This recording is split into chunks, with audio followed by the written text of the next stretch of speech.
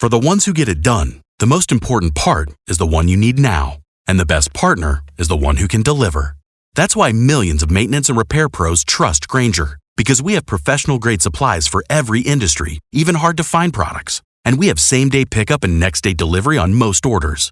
But most importantly, we have an unwavering commitment to help keep you up and running. Call, click Grainger.com, or just stop by. Grainger, for the ones who get it done. The 2021 MLB season is here, and although the seats may not be full, your bankroll has the chance to be. Greg Hoops Peterson has you covered for every game, every day this season, along with comprehensive analysis and angles for getting to the window while celebrating the walk-off winners and blown saves of what will be a wild season.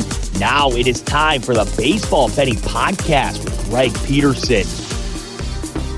A warm and friendly hello. Welcome to lovely Las Vegas for the Baseball Betting Podcast. Myself, Greg Peterson. We've got a great podcast for you. It's in the second segment. Danny Burke, he does a great job hosting the show Rush Hour for the Vegas Asset Information Network. He also does the show every weekend out there in the city of Chicago on 790 AM. Bet on Chicago. He also does the Chicago City Cast for Bet Rivers and the Vegas Asset Information Network. We're going to be chatting with him about the postseason races and how it might be better to do a little bit of like a rollover mentality when it comes to betting on futures at this point of the baseball season. If you have yet to get in on futures rather than just trying to take a team outright, you give yourself a little bit of added protection. We've also got one Chicago team in action with the Chicago White Sox. Myself and he are not necessarily too bullish on the pitching matchup today for the Chicago White Sox, so we're going to be talking about that. Then in the final segment, a little bit of a shorter slate today, but going to give you guys a side and total on every game on the betting board for this Monday, and a little something I like to call Touch 'em All. First things first, always love to be able to answer your Twitter questions on this podcast. You've got one of two ways we offer those in.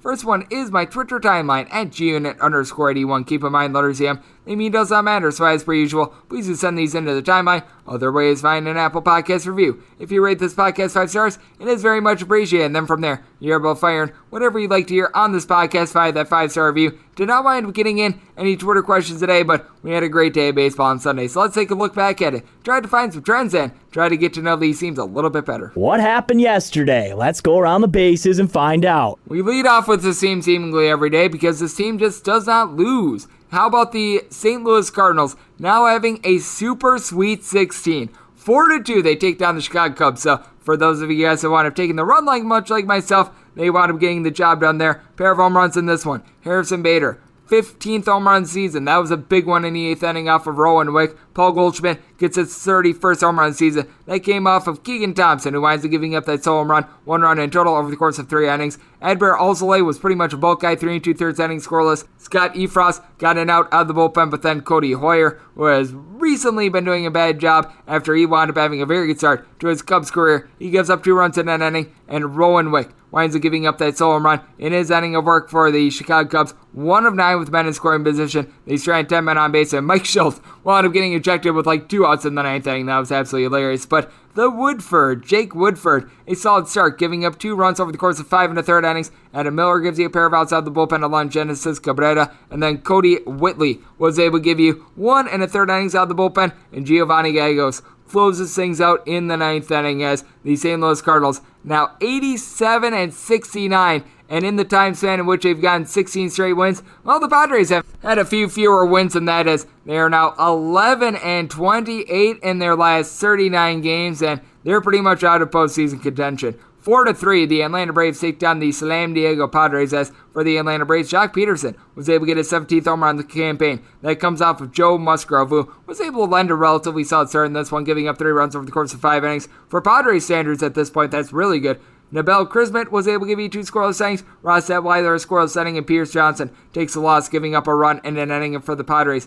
They strand 13 men on base. Murphy's Law has really hit this team. As for the Atlanta Braves, it was a full-on bullpen game. You did not wind up having a bulk guy in this one. Jesse Chavez, Drew Smiley pitched the first 3 innings combined scoreless. Jacob Webb gives up 3 runs in 1 2/3 innings. Then AJ Minter gives you it out of the bullpen. Richard Rodriguez, Luke Jackson, they combine for 2 scoreless innings. Tyler Madzik gives you a scoreless inning. Will Smith gets jiggy with it. He gets a save. He gets a scoreless inning for the Padres. they were the beneficiaries of the Braves, going just 2 of 14 with men in scoring position, but still, they were unable to get the job done out there in the National League West. In my opinion, the best division race that is still going. The Dodgers were able to maintain pace with the San Francisco Giants. The Giants wound up winning on Sunday, and so did the Dodgers, as the Dodgers now have 100 total wins, 3-0. They wind up taking down the Arizona Diamondbacks, who are 50-106 as Humberto Mejia. Well, teams that he started for have now lost 6 straight games. He winds up giving up 3 runs over the course of 2 2/3 innings. All solo shots. Going deep for the Dodgers, Corey Seager, not once but twice. 11th and 12th home runs of the season. And Trey Turner down for what? His 25th home run season, 100th of his career. From there, the bullpen was actually really good. You wind up having Taylor Clippard, Taylor Widener, J.B. Wendelken, I'll give you a scoreless inning. Sean Poppin, Joe Manette, Tipley combined for a scoreless inning. Caleb Smith, 2 1/3 innings scoreless, but for the Arizona Diamondbacks, 0 of 8 with men in scoring position. They stranded 10 men on base, and Uriel Arias now has 13 road wins, 19 wins in total. Both of those lead the league. 5 scoreless innings. Justin Brule, Joe Kelly, Corey Knebel, Kenley Jansen all give you a scoreless inning. So the Dodgers get the job done. And the San Francisco Giants, they were tied 2-2 with the Colorado Rockies going into the 9th inning. They put up a 4 spot in the 9th to be able to get the W by a count of 6-2 as Brandon Crawford goes deep for his 23rd home run of the campaign in the 9th inning off of Tyler Kinley, as the Colorado Rockies got a pretty solid start out of Antonio Sensatella, giving up 2 runs over the course of 6 innings. Lucas Gilbreath, Robert Stevenson combined for a scoreless inning. Ulysses Chassin gives you a scoreless inning, and then Daniel Bard gives up 3 runs in 2/3 of an inning. Kinley gives up that home run, and for the Colorado Rockies, C.J. Cron gets his 28th home run of the season, 19th in Coors Field. That comes off of Kevin Gausman, who gives up that solo home run over the course of 6 innings. Looked very good in this one, giving up 1 run in 6 innings in Coors. That'll get the job done along with 11 punch-outs. Jose Alvarez gives up a run while getting just 1 out, but Zach Liddell gets a pair of outs on the bullpen, and then Camilo Doval and Kervin Castro scoreless innings for the San Francisco Giants, as they now have 102 wins. It is absolutely ridiculous to take a look at that. The American League wild card is very fascinating right now, as the Yankees and the Red Sox are jockeying for those wild card spots. The Yankees now find themselves with that first wild card spot, though, because they wind up sweeping the Boston Red Sox, taking them down 6-3 on Sunday Night Baseball. Jordan Montgomery, a very solid start, giving up 1 run over the course of 5 innings. Clay Holmes and Aroldis Chapman both give you a scoreless inning. Chad Green, 1 2/3 innings scoreless. Joey Rodriguez did give up 2 runs, only 1 of which was earned. He was hurt by a pair of errors by DJ LeMahieu along with Joey Gallo, but Giancarlo Stanton, now 14 home runs in the last 31 games for the New York Yankees, his 34th of the season. That winds coming off of Adam Ottavino after Eduardo Rodriguez lent a pretty solid start, giving up 2 runs over the course of 5 innings.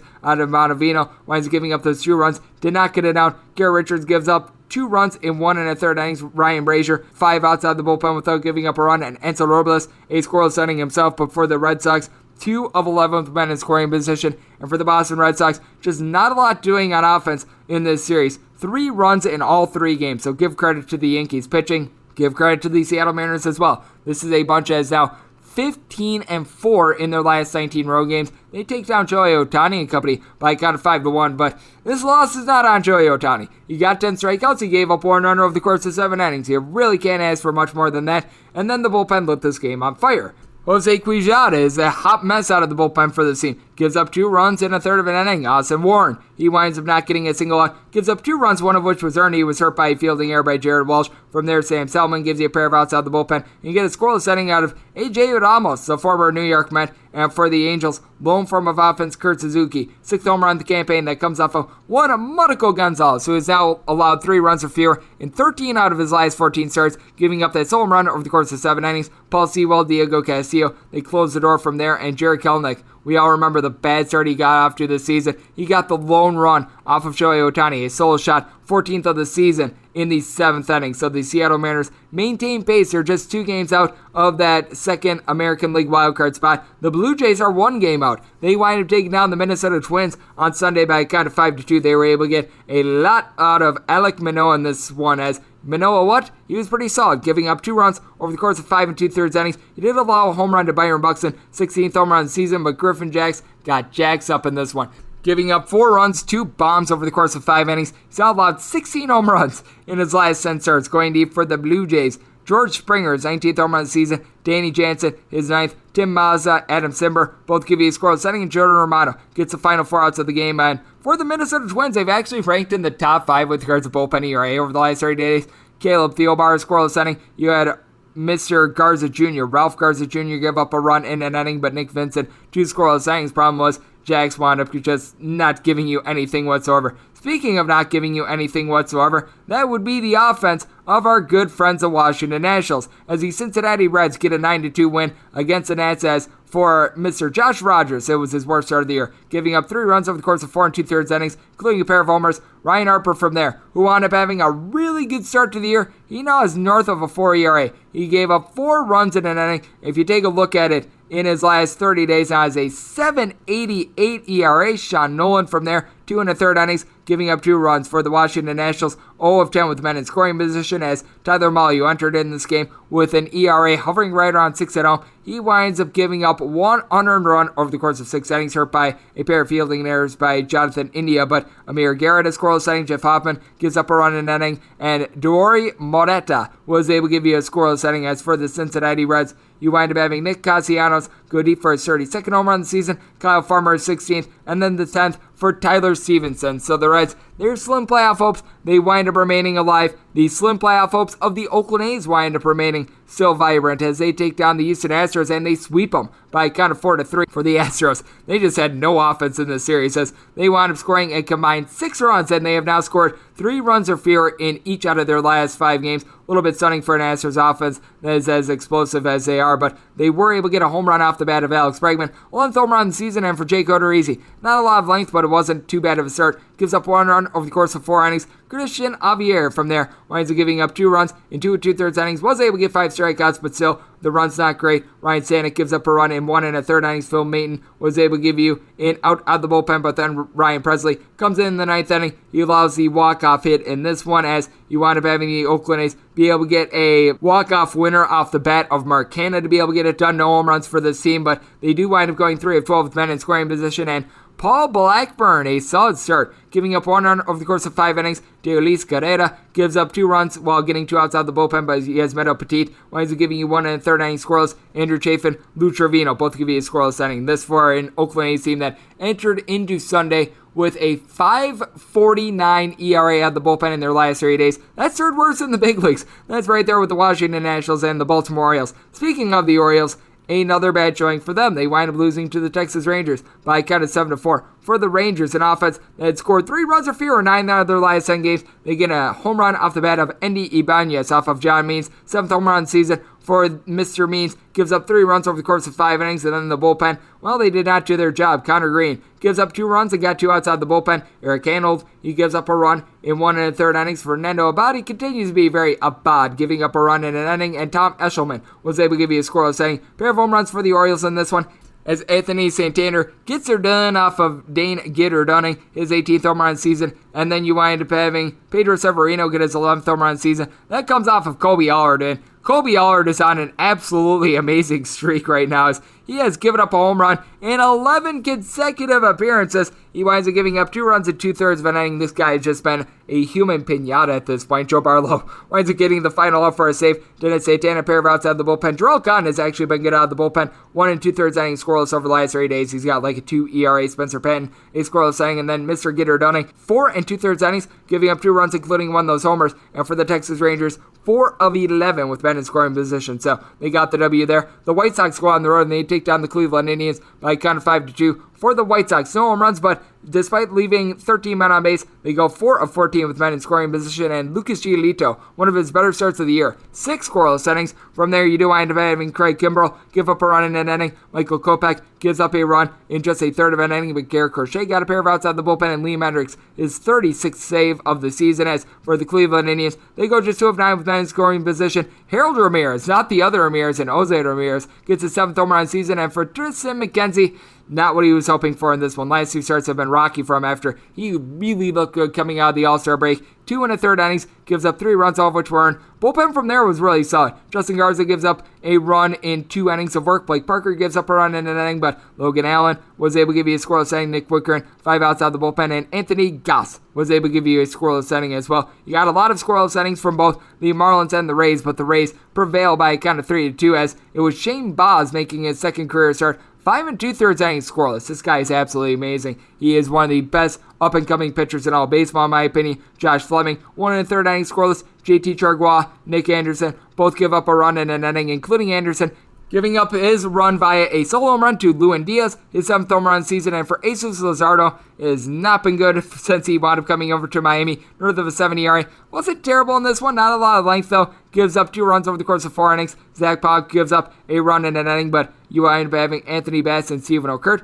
combined for 2 scoreless innings, and Dylan Floro was able to give you a scoreless inning as well. But for the Tampa Bay Rays, just too much great pitching in this one. They get yet another one now of 97 out there in the American League, leading the way with that regard. Also leading the way is the Milwaukee Brewers in regards to just being able to get W's on the road. This one was at home, though. They wind up taking down the New York Mets 8-4 the final. For the Metropolitans, they did get a home run off the bat of Francisco Lindor. He finally shaped up, but it's a little bit too late as they're now eliminated from postseason contention. 18th home run season. That comes off of Freddie Peralta, who's not necessarily looked like himself since coming off the injured list. Has now given up at least 3 runs in 4 out of his 5 starts since coming off the injured list. Had given up 2 runs or fewer in 14 out of his last 16 starts. He gives up 4 runs in total over the course of 5 1/3 innings, including that homer. But then from there, Aaron Ashby, Devin Williams, Josh Hader, I'll give you a scoreless inning, and Brent Suter, pair of outs out of the bullpen for the Brewers. William Adames is back in the fold, and he wound up getting a bomb off of one Carlos Carrasco, his 24th home run season. For Mr. Carrasco, he winds up giving up 5 runs over the course of 4 innings.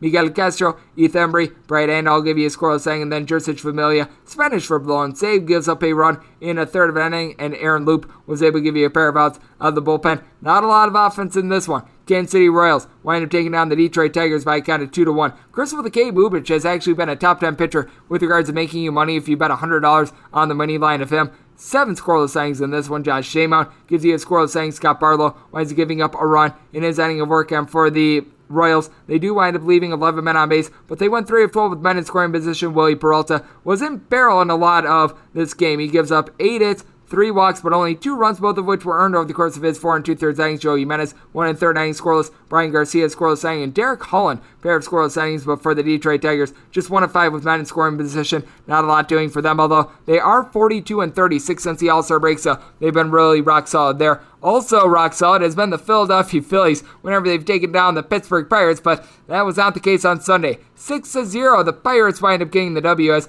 Max Koranek was able to give you 5 scoreless innings. Jason Shreve, David Bernard, Nick Mears, Chris Ryan, I'll give you a scoreless inning from there. And Cole Tucker, ding dong, the witch is dead. He winds up getting his first home run of the campaign as the Phillies went with the bullpen game, as it wound up being Mr. Hans Kraus. What he's doing starting a game for a Phillies team looking to get into the postseason, I have no idea, but he gives up that solo home run to Tucker as he winds up giving up just that 1 run over the course of 3 innings. From there, you wind up having Mr. Christopher Sanchez give you 2 scoreless innings. Cam Bedrosian gives you a pair of outs out of the bullpen, but then Jose Alvarado gives up 2 runs in 1 1/3 innings. You wind up having Roman Russo give up a run in an inning, and Adonis Medina winds up giving up 2 runs in his inning of work, so that was not great. And for the Philadelphia Phillies, 6 total hits in this one, and they were unable to do anything with them, so that was a little bit of brutality on that front. And if you're looking at brutality, that would be if you've just been taking a lot of favorites recently, as we have really seen the underdogs have a nice run recently, because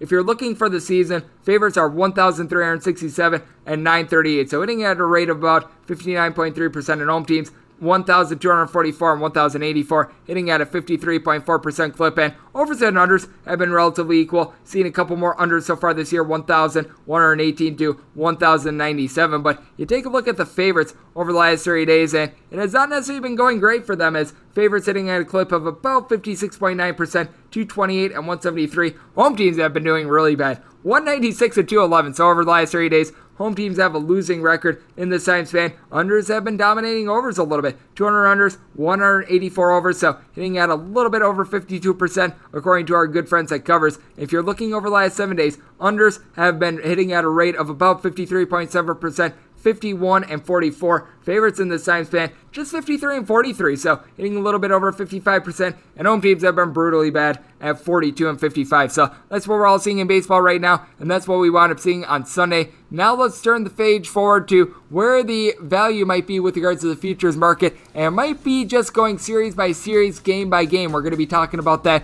with Danny Burke of the Vegas Stats and Information Network. Also, it is a small slate on Monday, but we're going to get his thoughts on some of these games, including the big one involving the Chicago White Sox. So our chat with Danny Burke of the Vegas Stats and Information Network comes at you next right here on the Baseball Betting Podcast with myself, Greg Peterson.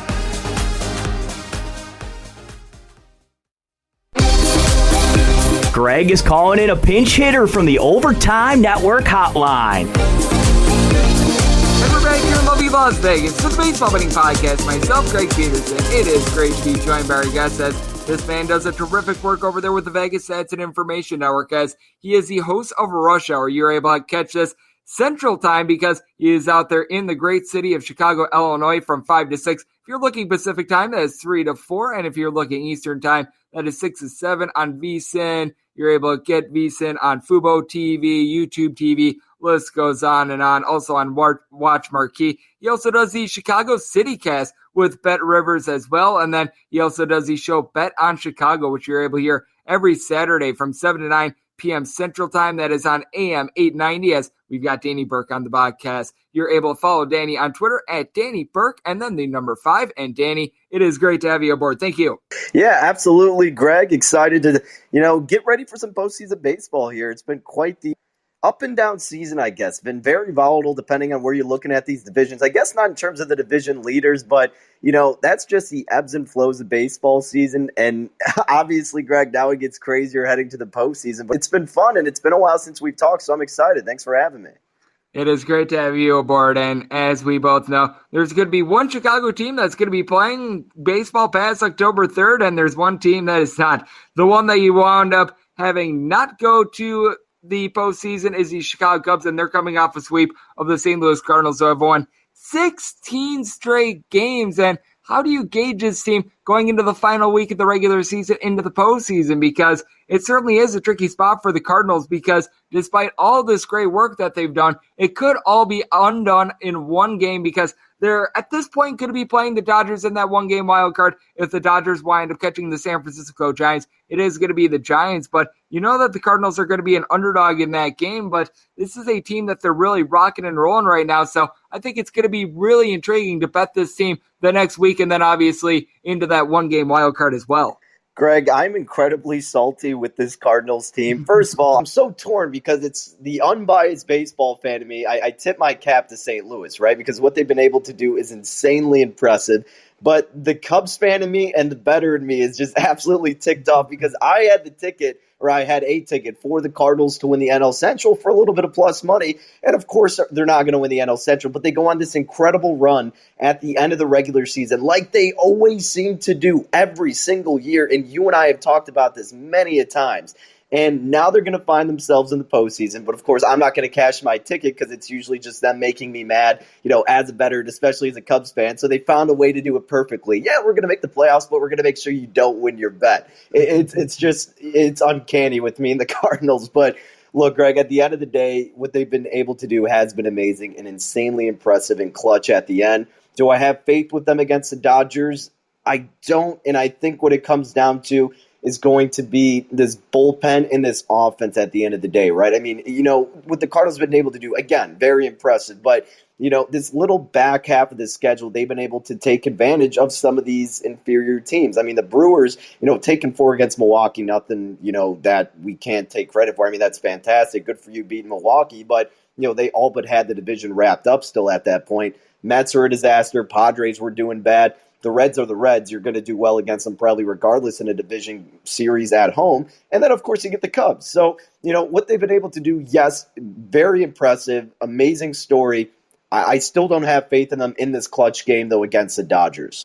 I'm right there with you. I do think that, especially if the Dodgers wind up throwing out there someone like a Max Scherzer, that is going to be very, very difficult, as we do have Danny Burke joining me on the podcast.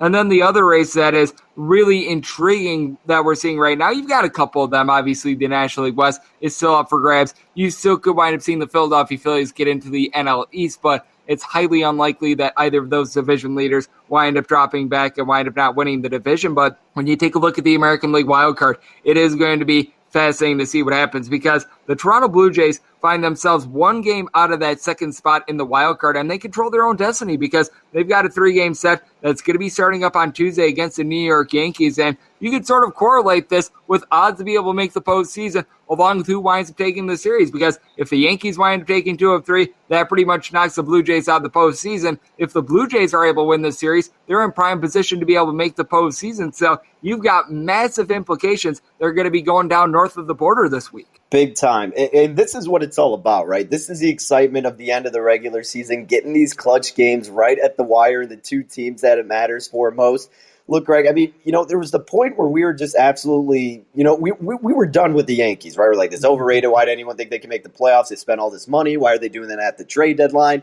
But then they got on their hot streak, and they've been playing very, very well. But then come the Blue Jays, who have just been incredible. I mean, they're beasts offensively, just on an absolute tear this month. And it seems hard to go against the hotter team relatively in Toronto than the Yankees. But again, this is a home series for New York, if I'm not mistaken. And, a game and a half back to win 2 out of 3 seems like a tall order.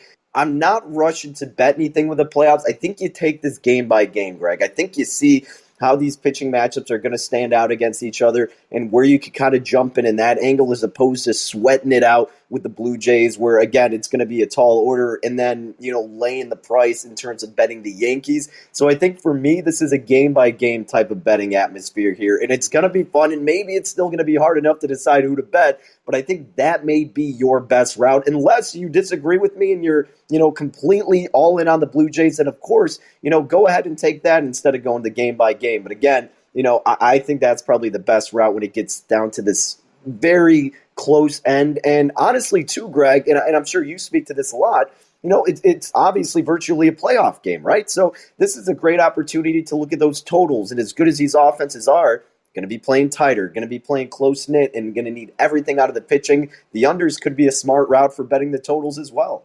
I'm right there with you. And when it comes to betting futures at this point, I do feel like a lot of the value is gone unless if you think that the St. Louis Cardinals go all the way and win the World Series or something ridiculous like that, because you just take a look at the futures board. Other than the Cardinals and the Blue Jays, you've really got all these teams are in line for the postseason at 20-1 or lower. You even take a look at a team like the New York Yankees at 13-1. If you think that they're going to be able to win the World Series, and you want to have a little bit of added protection, I would just go with the rollover mentality of being able to bet the postseason at this point, where you wind up putting your standard one unit that you put on a futures ticket, instead you put it on the money line of the New York Yankees if they do wind up making that one-game wild card, and then you just roll it over in every single one of the series, especially if you're liking like the LA Dodgers, which currently at DraftKings is plus 330, the Astros at plus 450, something like this, just because you get that added protection if there winds up being like an injury in the rotation, if you wind up having that. And at the same time, if you just don't like the matchup that you're getting, you're able to walk away from the table with your winnings if, say, the Astros wind up making it to the World Series and you don't like the fact that they're going up against, say, the Dodgers. Yeah, I honestly think that's the right call too, Greg. I think this is going to be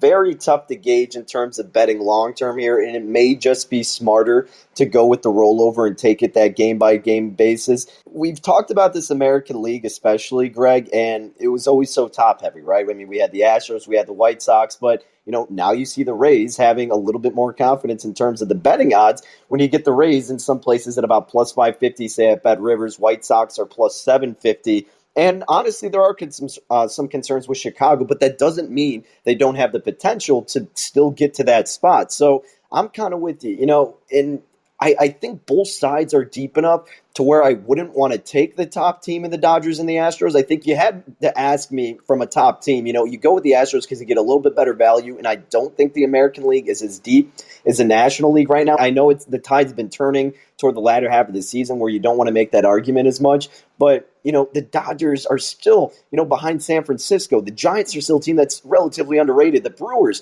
have fantastic pitching, and, although I don't necessarily trust the Braves per se to make it deep, they still have enough offensive talent. And, the Cardinals I'm not having too high hopes on. So it's a little bit different now, and I don't think the value's there with the Dodgers. So, yeah, I'm with you, my man. I think you take this game by game unless you're going with a farther shot down the list. But if you're looking to do more of the top teams like the Dodgers or the Astros or even the Rays, I think you wait and take it by that game-by-game basis and feel it out because it's baseball. Something wonky always happens in the postseason, and this year feels like something could happen even more so than prior season. And you not only get that added protection, but if you wind up having the Dodgers go into the one-game wild card, which we're seeing right now, they wind up being, say, even a minus 225 favorite against the St. Louis Cardinals, something like that. that if you just roll it over every time, you're still going to get better than plus 330 odds if they do wind up winning the World Series as well. So you've just got a lot of aspects that it makes all the sense in the world, as we do have Danny Burke of VSIN joining me on the podcast. And Danny, as we know, this Monday is relatively light. This was a day in which the MLB set aside for makeup games, and we actually did wind up seeing a couple rainouts that wound up going down last weekend. One of these Chicago teams are going to be in action. You got the White Sox on the road against the Detroit Tigers, and I can tell you right now, I've been souring on the White Sox a little bit, especially when Dallas Keuchel takes them out. And we're right now seeing him between a minus 158 to a minus 165 favorites. Now, are the White Sox overall a better team than the Detroit Tigers? Yes, but you take a look at the White Sox, and they've been right around 500 on the road. This is a Tigers team that they've actually been well above 500 ever since the All-Star break as well. They've been playing some good baseball. Matt Manning is not necessarily their best pitcher, but I do take a look at the spot for Monday, and I think that there's some good value here on the Tigers between plus 145 to plus 150. Greg, I couldn't agree more. You're 100% right here. I mean, what are the White Sox vying for at this point? They have pretty much everything solidified. They obviously have the division solidified as of this point. They're going to be at the top, and they have their spot in the playoffs. And even more so to that, like you mentioned, Dallas Keuchel has been so volatile and unreliable to me as I've been betting this MLB season. I've only been fading him, if anything. I can't recall if I bet on him this year. If I did, it was at the very beginning of this season, Greg. But there's no way I would trust him in a game that they're trying to win, let alone one where they don't have as much incentive to play for, when they're on a road against a Tigers team that has been somewhat competitive in some spots.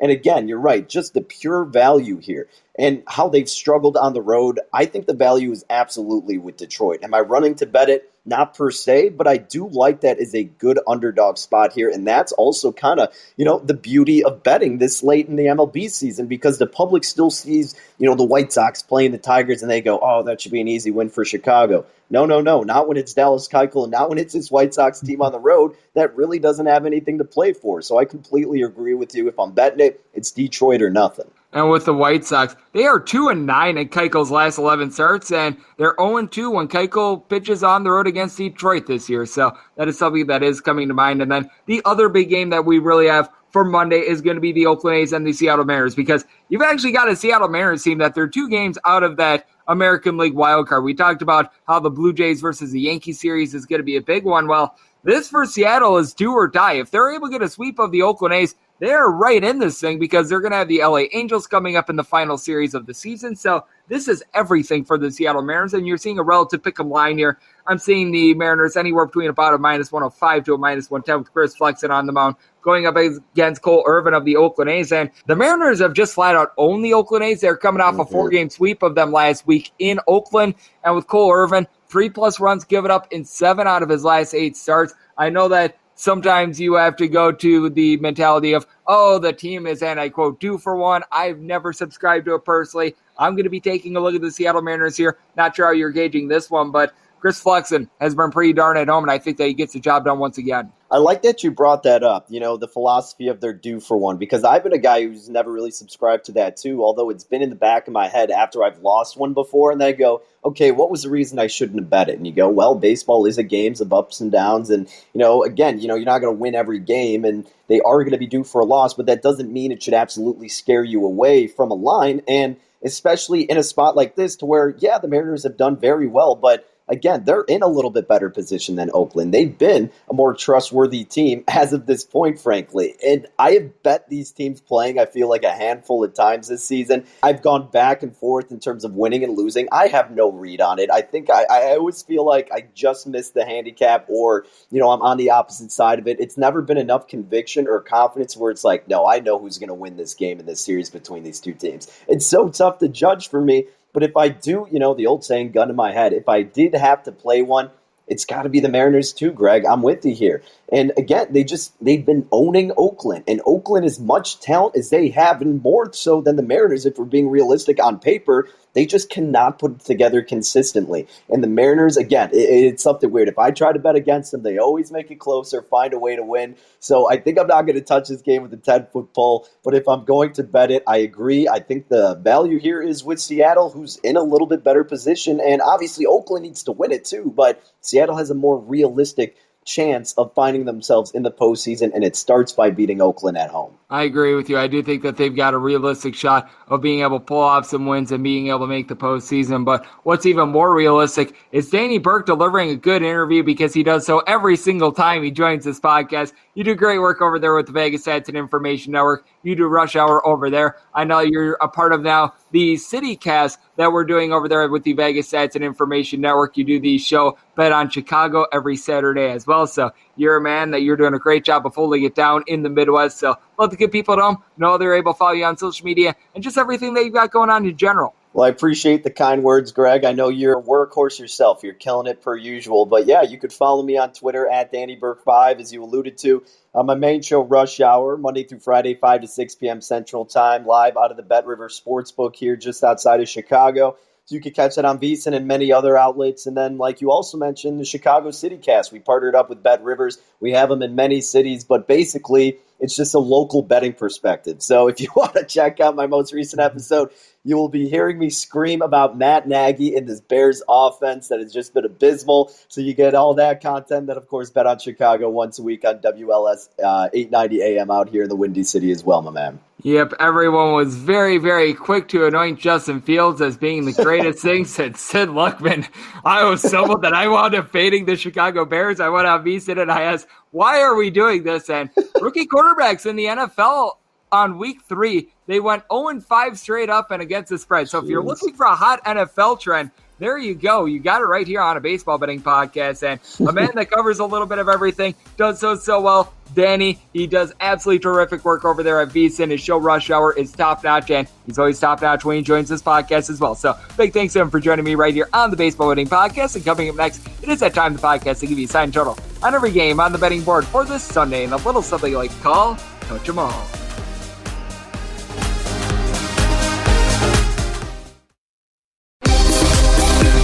Welcome back to the Baseball Betting Podcast with Greg Peterson, as we're off to a quality start, and now it's time to walk it off in a grand fashion. And we're back here in lovely Las Vegas for the Baseball Betting Podcast. Myself, Greg Peterson. Danny Burke does a terrific job over there at VSiN. He does a great job holding down with Rush Hour every Monday through Friday. That is afternoon/evenings, depending on what part of the country you're in. He does the CityCast over there with the Vegas Stats and Information Network and Bet Rivers, and he's also doing a great job on Bet on Chicago as well. So big thanks to him for joining me in the last segment. Now it is that time of the podcast to give you a sign total on every game on the betting board for this Monday, and a little something like to call touch 'em all. If a game is listed on the betting board, Greg has a side and a total on it, so it is time to touch 'em all. Do note that, as per usual, any changes that are made to these plays will be listed up on my Twitter feed at GR_D1. Really, the only game that we might wind up seeing changes on is the first one that we're going to be hitting, as we've got a relatively light slate today, only 5 games, and we were supposed to get 2 before there wound up being a nice little bit of a rain out, so we got a little bit lucky there. But with that said, we're going to be going National League games first, then the American League games. We do not have any interleague games, so going to be a nice, clean, easy slate for us there. And we do start with the only game that's off the board at 9:51 and 52 on the betting board. The Cincinnati Reds. Yes, we are on to Cincinnati. They're going to be playing against the Pittsburgh Pirates. Right now, we've got a to-be-determined pitcher for the Pirates. Going to be a bullpen game. Meanwhile, Javier San Martin is going to be going for the Reds. This is one in which, if it would be Keller versus San Martin, I'm going to be setting the Reds at -173 with a total of 9.6, so a 9.5 for Laura. I'm going to be taking a look at the over, a 10 or higher. I'm going to be taking a look at the under. For San Martin, he's been a relatively highly touted prospect for quite a while. If you take a look between his AA and AAA numbers, right around a 3.32 ERA. He wound up having a little bit of a struggle out there at the AAA level, but what he does a good job of is keeping the ball in the yard. Right around 0.7 home runs per 9 innings given up at the AAA level. Right around 2.5 walks per 9 innings this year as well, with 10 strikeouts per 9, so he's able to do a relatively solid job there. You also take a look at the Pirates. They want to be using David Bernard, Chase, and Shreve out of the bullpen yesterday, so left with guys like Cody Ponce and company. You take a look at this Pittsburgh Pirates lineup, it is not great to say the least. You've got Wilmer Defoe, Cabrian Hayes, and Colin Moran, all in between about a 250 to a 265 you're able to throw in there. Ben Gamble's just below that as well. But then you've got the slugs. You've got Martin Perez, Hoy Park, Anthony Alford, Kevin Newman. So many guys hitting at 225 or lower. You take a look at Cole Tucker. He's hitting right around 220. Now, I will say Yoshi Satsugo, ever since coming over, he's been able to do a relatively solid job. He's been able to supply 8 home runs in 35 games. He's hitting nearly a 300 for this Pittsburgh Pirates team. But then you take a look at the flip side for the Reds. Reds. They still have, I believe, a ghost of a shot of being able to make the postseason. They've relatively played their way out of it, but they do have quite a few guys that are doing a good job of being able to manage for this team. We've got a pair of guys with 30-plus home runs in Nick Castellanos along with Joey Votto. I recognize that Votto has been a little bit banged up these last few days, but you've been able to get some good production out of Jonathan India at the leadoff spot. He, along with Tyler Stevenson, you're able to throw in there Castellanos and Votto, all at least a 360 on base. You've had Kyle Farmer be able to hit a 260 for this bunch. Tucker Barnard has been able to do a good job at the catcher spot now. They have had to lend some starts to guys like Jose Barrero and company out there in the outfield due to their injuries to guys like Jesse Winker and company, but I do take a look at this Reds bullpen, and they've actually been in the top 6 with regards to ERA over the last 30 days. Guys like Luis Cessa, you're able to throw in there Michael Gibbons. They've been very good out of the bullpen for this bunch, so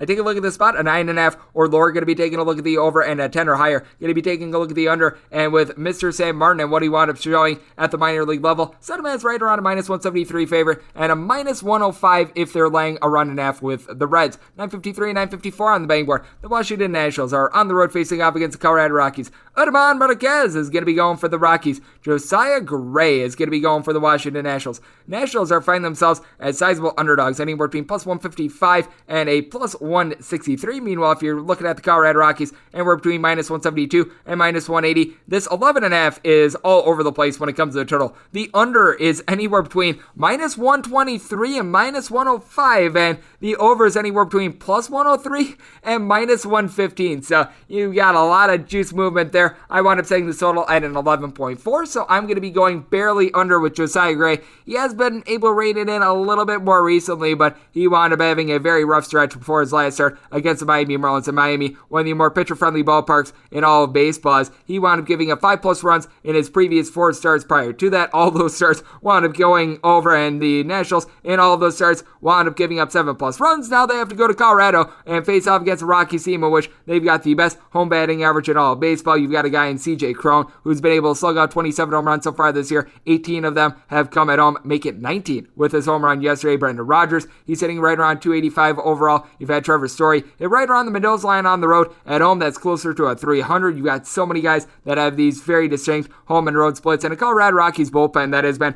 relatively solid when they've been at home. Someone like a Daniel Bard, when he's at home, his ERA is relatively solid because he's got a home ERA that hovers right in the neighborhood of about 3. On the road, it's like an 8.5. It's absolutely ridiculous. Lucas Gilbreth has a sub-3 ERA whenever he is at home as well. And then you take a look at Esteban Marquez. Throughout his career, he has been a pitcher that has actually been better on the road than at home, but this year it's been the exact opposite. 3.49 home ERA, 5.38 road ERA. He's 8-2 in his 17 starts at home, giving up 9 home runs in 98 innings, and opponents throwing at 209 off of him, so he has been very dominant. Then you take a look at the Washington Nationals, and got a couple guys in the bullpen in Kyle Finnegan, along with someone even like Ryan Harper, who will be able to give you a couple solid innings. Andres Machado has an ERA that is hovering right around 3.8, nothing great, nothing terrible, but you're looking at guys like John Romero giving you a couple innings. Austin Voth has an ERA of a 5.6, and you just take a look at Voth over the last 30 days. He's got a 10.24 ERA. It has not been going well for him, to say the least. But with Washington Nationals, you do have some offense with this team. You got a pair of guys that are able to slug out 27+ home runs, and Juan Soto along Josh Bell and for Soto. 471 on base. He's been so good for this poopy Washington Nationals team that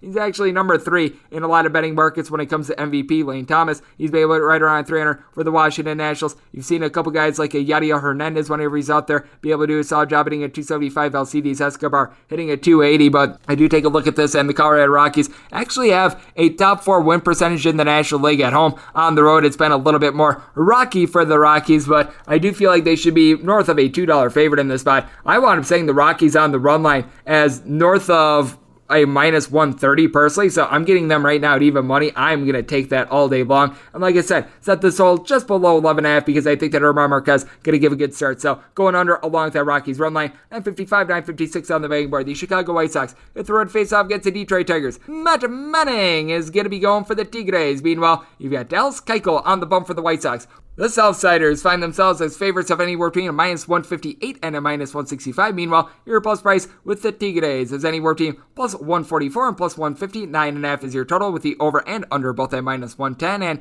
for Matt Manning, it has not necessarily been the world's greatest year for him, but he's got some very distinct home and road splits, while our good friend Dallas Keuchel, we were talking about this with Danny Burke, he just has not been good overall. Let's take a look at Manning first. He's got a 5.73 ERA overall, but 4.37 ERA at home, 7.67 ERA on the road. He's given up 4 home runs in 45 and a third innings at home. Now, opponents are hitting right around 264 off of him, and his walks per 9 rate at home, that's right around a 4.2, so you do certainly have your negatives there, but you take a look at Dallas Keuchel, and this guy is just giving up bombs right now. I mean, it is really bad. He has made 4 starts here in the month of September. He's given up 2 runs in his previous 2 starts, but he got really lucky to give up only 2 runs in his last start. That was ironically enough that game against the Detroit Tigers, in which you wound up seeing it be 5-3, and the teams combined for 28 hits. Yeah, he was a starter in that one. He's got a 6.41 ERA this month. He had a 7.43 ERA in the month of August, a 6.26 ERA in the month of July as well. I mean, this guy, ever since really the summer months have began, he has been getting just absolutely tattooed. He's only given up 1 home run in his last 4 starts, but he has been giving up contact upon contact. He has given up at least 6 hits in each out of his last 6 starts. This is just a guy that I want absolutely no part of. He's given up at least 5 runs in now 4 out of his last 6 starts. Now, the bullpen of the White Sox is starting to look very solid. Aaron Bummer has been able to come along for the ride, giving you some good innings. Ryan Tepera is someone that I like. Craig Kimbrell along with William Hendricks. These guys are able to do the job, but with Kimbrell along with Hendricks, these guys have been used up quite a bit in recent days, so they might not be available in this one. You do have a lineup that is relatively solid. All 3 of these guys are hitting approximately a 265. Jose Abreu, Lurie Garcia, Yoel Moncada. Moncada right around a 377 on base for Mr. Abreu. 113 RBI, is second in the league. He hasn't necessarily been able to hit the home runs recently, but he wound up having 10 in the month of August. Eloy Jimenez sitting about at 245. He's got some good pop in the bat. And how about Yasmani Grandal? Ever since coming off the injured list, he's been able to hit right around a 340. He's got 8 home runs in 76 at-bats, so he certainly has been able to do a good job for this bunch. You've even been able to get a little bit of something out of Cesar Hernandez whenever he's been in the fold, and then you take a look at the flip side for the Detroit Tigers, and power has no doubt been lacking for this team. They have scored approximately 1 run in 2 out of their last 3 games, but you take a look at what they were doing the last time these 2 teams wound up squaring off in Detroit, and they wound up taking both of those games. You don't necessarily have a lot of home run power with the team at this point, as we've noticed Eric Haas, Jonathan Scope, along with Robbie Grossman. All these guys have between 20 and 24 home runs. They've been in a funk with that, but you've got Jonathan Scope hitting about right around at 275 along Jamier Candelario. You've been able to get Harold Castro hitting at 280 for this bunch. They've got a lot of guys like an Akil Baddoo, Miguel Cabrera. You're able to throw in their Scope with right around 320 on base, so they're able to do a good job of playing station-to-station baseball. And for the Detroit Tigers, you've got a bunch in which they've been able to do a good job out of the bullpen as well. Kyle Funkhauser has brought the funk for you. Michael Fulmer has an ERA right around 3 now. They are dealing with injuries to Gregory Soto along with Jose Cicerno, but Drew Hutchinson has given you a $1.50 ERA, so I do think that the Tigers are going to be able to get the job done, and this is a spot in which I think that the Tigers are going to be able to bust out with the bats. I wound up setting this total at a 9.6, so I'm going to be looking at an over in this spot because of the fact that the last start in which Dallas Keuchel wound up having against the Detroit Tigers going under, I feel like was a little bit of a fluke, and I'm going to be taking the plus price with the Tigers. I was really willing to take anything north of a plus 125 as we move on to 957, 958 on the betting board. The Oakland A's hit the road to face off against the Seattle Mariners. Chris Flexen is going to be going for the Mariners. My New York Post play of the day, and Cole Irvin is on the bump for the Oakland A's. A's are a very slight underdog in this spot, anywhere between minus 110 to plus 101. Meanwhile, if you're taking a look at the Mariners, anywhere between minus 105 and minus 111. Your total on this game is 8.5. The under is anywhere between minus 110 and minus 115. The over is anywhere between minus 105 and minus 110. Making the New York Post play of the day, the Seattle Mariners, as I wound up saying them, more around a minus 130 favorite. You just take a look at Cole Irvin, and I mentioned it with Danny Burke, the fact that he's given up 3+ runs in 7 out of his last 8 starts. He has not been good for this bunch. Meanwhile, in Flexen's last 8 starts, the Seattle Mariners have been able to win 6 of them. He has been rock solid at being able to keep the ball in the yard at home. And keep in mind, he wound up having very demonstrative home and road splits to begin the year. He's been a little bit better recently on the road, but you take a look at him at home. 3.09 ERA. He's given up 5 home runs at 87 and a third innings. He's given up 3 runs or fewer in 9 out of his last 10 starts. This is a Seattle Mariners bunch that they find themselves right in the thick of the wild card hunt at this point. Now, the batting average of a lot of these Seattle Mariners is not great, but you've got Ty France hitting at 290. Ever since he's come over from the Astros, Abraham Toro has been hitting more in the neighborhood of about a 270-ish. J.P. Crawford is in that fold as well, and then you got Mitch Haniger along with Kyle Seager. Both of these guys have given you between 34 and 35 home runs each. Now, with Seager, you're able to throw in there Jake Fraley, Ore Mamalois, Tom Murphy, Cal Raleigh, Jared Kelnick, Jake Bowers, Dylan Moore. The list goes on and on of guys. They're going to get 220 or lower for this bunch, but they seem to find a way. Lewis Torrance to be able to give you a little bit of something as well. And then you take a look at this Oakland A's bunch, and they were able to squeak out a couple nice games against the Houston Astros, be able to get themselves online after getting swept by the Seattle Mariners. They were able to sweep the Houston Astros, but this is still a bullpen that going into yesterday over the last 3 days, a 5.49 ERA. That was 28th out of 30 MLB teams. Lou Trevino wound up getting used up yesterday. You've noticed Sergio Romo really falling back to the pack. Jake Diekman wound up having a rough series against the Seattle Mariners last week. Now, you've got quite a few guys with at least a 345 on base. Josh Harrison, the Marte Parte of Starling Marte, Mark Hanna, Tony Kemp, Matt Olson, and for Matt Olson, he's been absolutely incredible for this offense. 38 home runs,